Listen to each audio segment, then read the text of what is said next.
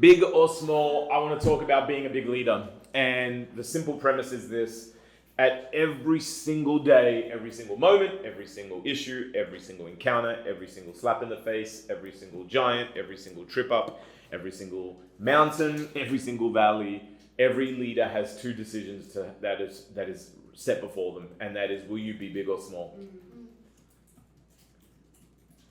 Big comes with a price, small comes with surrendering. We surrender to small, but we rise to big.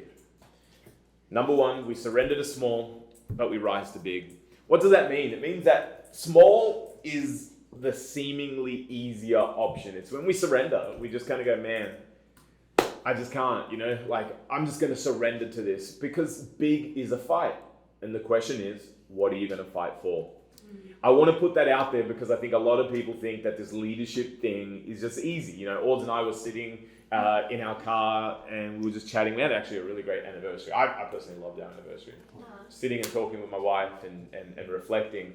And I'll say this, our reflections were really interesting because they were just dichotomous. On one side, there was like, this has been way harder than we ever thought. And not marriage, but marriage included, but this journey was like just massive, and we felt both filled with faith for what we were called to do, but underprepared for what that really looked like. We lived in a day and age where everything in the church was formulaic. If you do A squared plus B squared, the Lord blesses you. If you're made for it, it's always favored, and all these different things. And the reality is, as you dig into your word, you find that actually everybody that was favored actually went through a time of absolute crazy testing. And that's not preached about. And in fact, if it is preached about, it's preached in the context of your younger years and never talked about in anything else. So we're talking about that fact, and we're talking about this world. And in retrospect, what we kind of came away with was this idea that, man, like, your calling is something you really got to show up to. Comfort is something that is innate to seek inside of us. It's the rest. It's the stop running. It's the stop walking. It's the stop rising. It's the stop forgiving. It's the stop being bigger. It's the stop holding the conviction. It's the stop dreaming the dream. It's the stop. It's all those.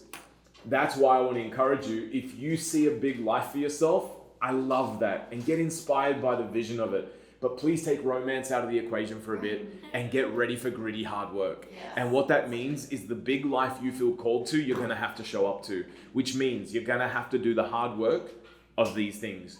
Keep dreaming. When dreams seem foolish and they seem distant, you got to keep dreaming. When forgiving sounds and feels like you're being taken advantage of, keep forgiving. When grace feels like that is just, am I allowing things that, when you're graceful towards different people as you're building them, growing them, and it feels like, am I just kind of being taken for a ride? No, you got to keep rising to grace. Yeah. When it comes to conviction, it feels in some seasons like conviction is actually making you run last place. When you're serving and everyone around you keeps getting promoted, but you see the ugly that they might be doing because everyone acts different in front of their oversight. And then you wonder, should I keep doing this well? Keep rising. You got to hold to the conviction. You got to hold to the principle. When you build people, and the first 20 people you build are no longer in church. In fact, they've gone back to the nightclub life, become cynical, become angry, don't like you, speak about you, and you don't know where they are, keep building. Yeah.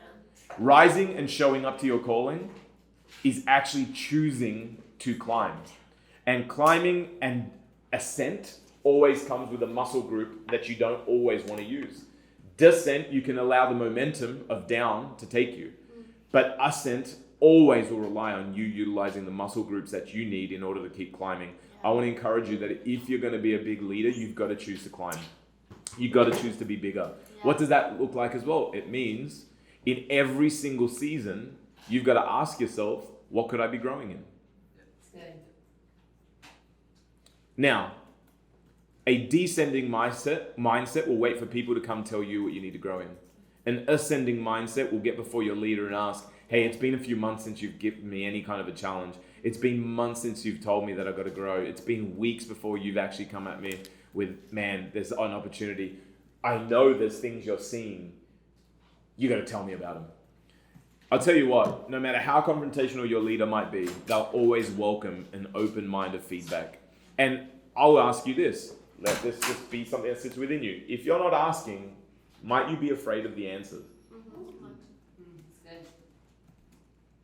Because, listen, we could all live in this world that's comfortable. It may be false, but it's comfortable. That I'm not being told anything because there's nothing to tell. You might want to live in the world where you only want to be celebrated because that's more comfortable, but it's just not reality. There's not a human in the world that I watched my message back yesterday and I was like, oh, I've got to change that. I've got to change this. It's just a reality. Now I could not watch it and believe that I'm amazing, or I could watch it and realize I've got to get better. Like, I want to encourage you, make peace with the fact that you're not perfect. Yeah, that's good. The perfectionists will often suffer from two major extremes, rarely starting and rarely finishing. Yeah. So choose to go. Number 2 is the mindset of every big leader is that everything is a test. Yes. Yeah. When everything's a test, you actually start looking for lessons instead of assigning blame. Yeah. When everything's a test, you look for lessons instead of assigning blame. When you realize, and what's that mentality of everything's a test? It means that everything is there and God is using it to grow you. Everything. And when I say everything, I want you to take everything and then times it by 1,000,000, because it's everything. Yeah. Everything. When your team members are leaving, everything. Now let's take that example for a second. Is it maybe that you got a bad collection of leaders? Probably, yeah. Is it maybe that, I don't know, it's just part of it? Yeah, probably. Was it seasonal? Was it a pandemic? Yep. But it's still a test. Yeah. How will you respond? How will you lead? How will you look at you? Every moment that we choose to assign blame over take ownership is an indicator of insecurity and pride. Humility always seeks to look for a lesson.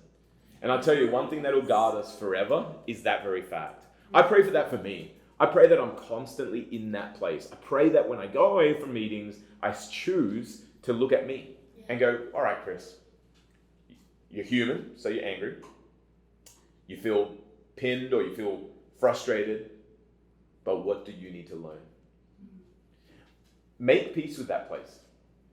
I tell you, the expectation that falls off your shoulders when living in humility is much greater than the weight of expectation when you need to live in success.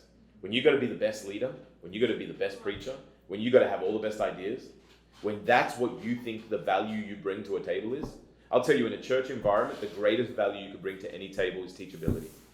Yeah, that's good. That's it. And if every single time a teaching moment, here's the other thing I want to put out there. The teaching moment can either be, without the right perspective, teaching moments will either be death by 1,000 cuts, or it'll be the smoothing and shaping and carving of an incredible art, like just sculpture. The statue of David, right, was just stone, chiseled away. One mentality will make something chiseled and amazing. The other mentality is death by 1,000 cuts. The amount of times over my years that I've watched my peers or people I lead, or I've fallen into seasons where every single test became a cut. And what that does, the mentality shift is this. When every test is a cut, all I keep thinking is what I'm not. It's another testament to I'm not made for this. I'm not called to this. I'm not a good preacher. I'm not a good leader. Like, at the end of the day, what I'm owning and what I'm sacrificing is that mentality will only allow every test to cut away at my calling. Whereas the other mentality will let every test shape my calling. If you allow every test to cut away and shape your calling, you're gonna get strong. You're gonna get good. You're gonna get great. I think it's Isaiah chapter 49, and it says that I have hidden you in the shadow of my hand like a polished arrow. And then it says that I will send you to the nations. And it's this idea that while there were other arrows that were made for common use, there was one arrow that was not only sharpened, but it was polished. Which the difference between those two things are an absolute, major leap in preparation. Anything can be made sharp, but to polish it, the process of polishing is so tedious and takes so much time. That verse is indicating that while many people could be made for use, some people are made for impact. And every test, while you think is a testament of how you are not ready for the thing you're made for, is actually a readying for the thing you're made for. Choose to have the mentality that God is readying you. And how can you be sure of that? I'll tell you how you can be sure of that. Because everybody that is teachable is ultimately usable. If you can stay teachable, it's a guarantee that God will use you. And there is not a person in the Bible that has not gone through moments of extreme testing. And in fact, you could run some sort of a measure where the level of impact would have a similar level of testing. The well has to go deep. So I want to encourage you, let everything be a test. Let everything be something that you rise to. It has been my observation that God both tests through abundance and he tests through obscurity. Yeah. Both those things are great tests. Will you take the glory in abundance? And will you forfeit everything in obscurity? The truth is, conviction in knowing that God has called you to something is often just a mentality away. I've watched something that Ord and I were talking about recently, and it is this, that life will test you. And if you have the wrong perspective, you'll let your heart grow hard, and you'll let your mind get angry, and you'll hold on to offenses. In fact, you'll always draw down to the lowest common denominator. And then what happens is you're finally at your opportunity. The Bible says time and chance happens to them all. The Bible says the race is not to the swift. So all of a sudden your opportunity comes, and instead of the season sharpening and prepping you, it made you bitter. So you usually bow out at the moment of opportunity instead of step in. A testing mentality will determine whether you step in when that moment of opportunity finally arises, or you'll bow out. Third thing is this: you know how big you are by the size of, you know how big you are by the size of the thing that it takes to derail you. I don't have a better way of saying it. I just don't have a better way of saying it. Yeah. But I know this. You know what my biggest red flag for me is? I know that I know that change is incremental, right? Like, compromise is done a half a degree at a time. These things just happen, right? So you don't always know. But I've set up some things in my life as principles to help me know. And some of those things is this: when I find myself angry, derailed, ready to give up, or even just caught off, ends with someone, and I look at what it is, if it's small, it's a greater indicator that I became small. Mm-hmm. If I can't, let's say Jimmy does something, it's just one conversation piece. He says something, and that will replay in my mind over and over, and I won't actually hang out with him because of that. Right. That's a red flag to me. Yeah, that's good. Because the size of what it took for me to derail my ability to get over something, address something, keep on task, stay sweet, stay forgiving, stay grace-filled, still see vision over his life. And you might go, well, yeah, but you're his leader. Yeah, leaders get hurt. Yeah. You give your life for people, you become vulnerable. Yeah. So if I allow one thing to derail him, and I'm upset about the time he said this, or he raised his tone a little bit too much, I'll tell you, there are leaders like that. You can lead in some organizations where if you say the wrong thing, you've basically sidelined yourself for years. So this happens, and it happens up and down the chain. And I know that I've become small when something small is too big. When something small in my marriage is too big, I've become small. And here's the thing, on a very practical level, when you're serving and something small becomes big,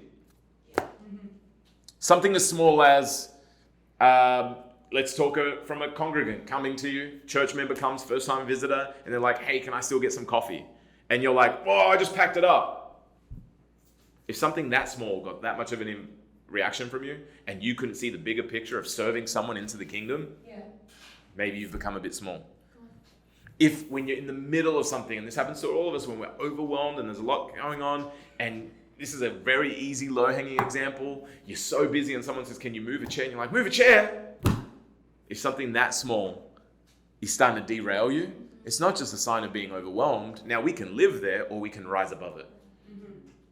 I want to always be the leader that rises above it. Yes. I want to see the opportunity. One of my biggest tests that came from my pastor once, she asked me for something and I said, no, that's just not doable. And she goes, Chris, what's wrong with you? I was like, what do you mean? But I knew straight away.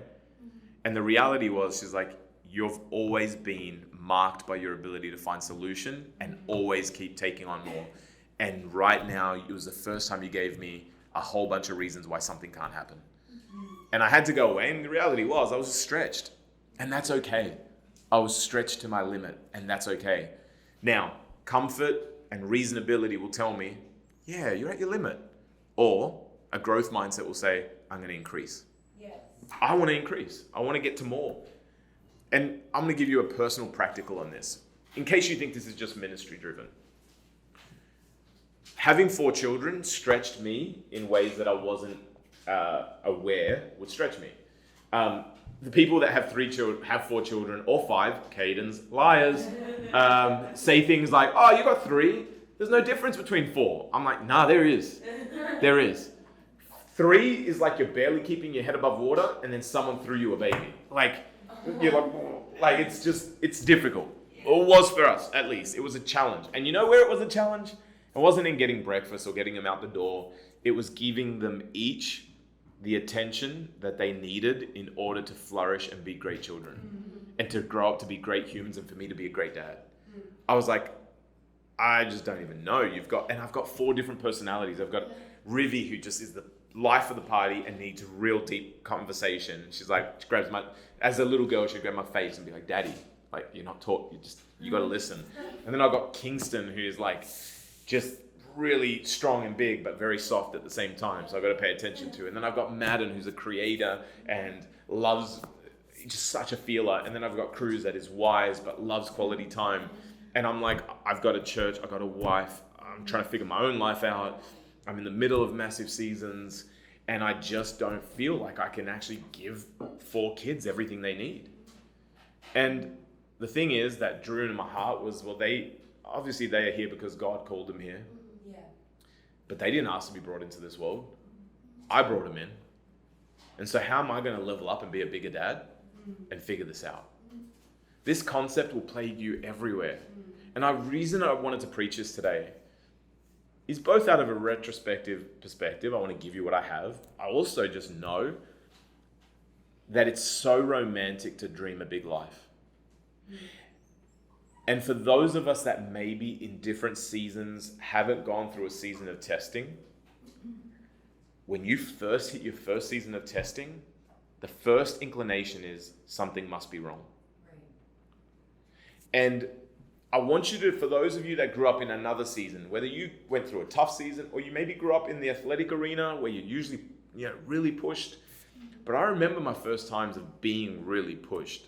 In fact, I grew up and, I was a chubby kid up until 11 years old. My first season of soccer, it'd been years. My parents got divorced. We moved into the inner city. I wasn't really moving. I did my first soccer training, and I sat on the couch for a week because this chubby little Chris Carmona was filled with lactic acid and I couldn't move. I was like, oh God. And I remember thinking something's wrong, and my mum being a mum, she's like, something's definitely wrong. And my older brother was like, no, dude, you're just playing sport for the first time. Yeah. And that was my first awakening to what the stretch of life and the price that is paid for the dream. Eventually, what was difficult became mindless. Yeah. Right.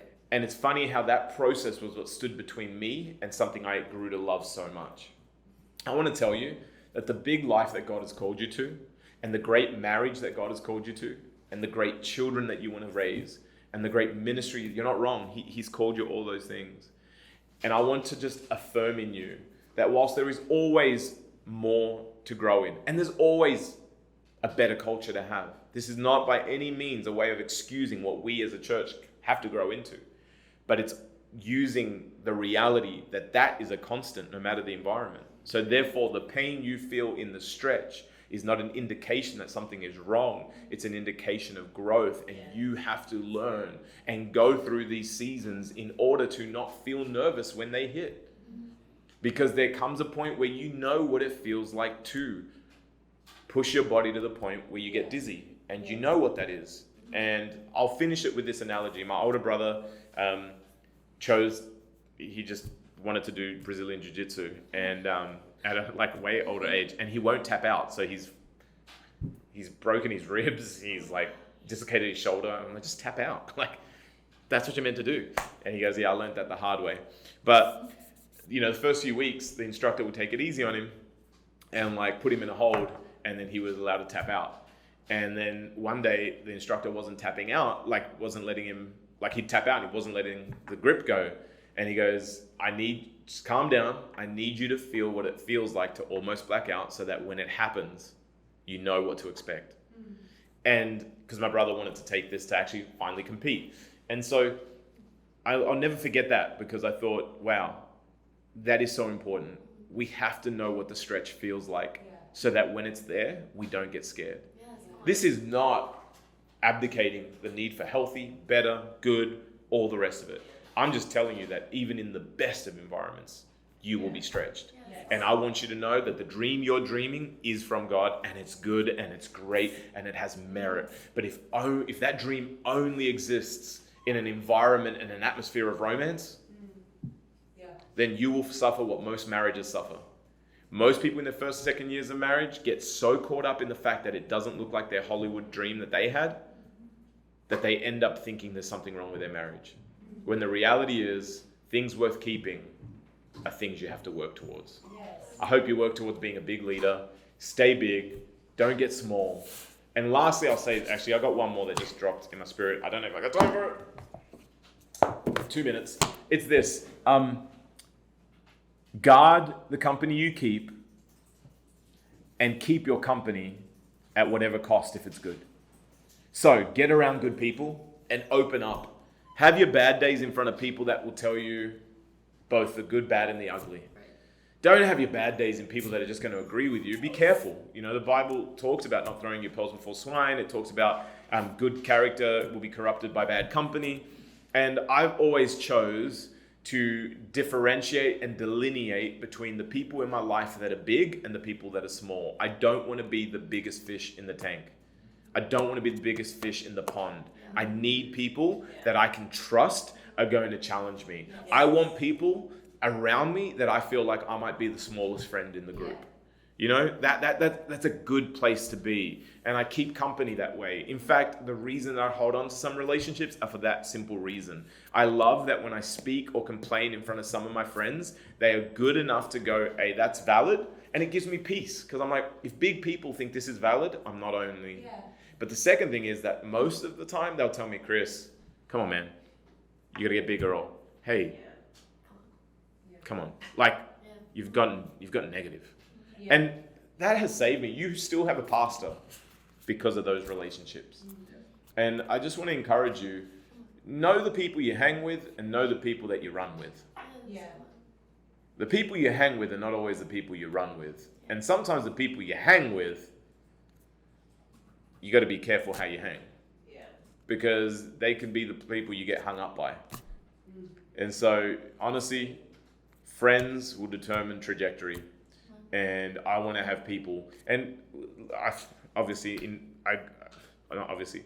to say this if that's the case, because I was speaking to someone about this, but one of the hardest things for me to unpack as a Christian was that I outgrew the people that were once growing me.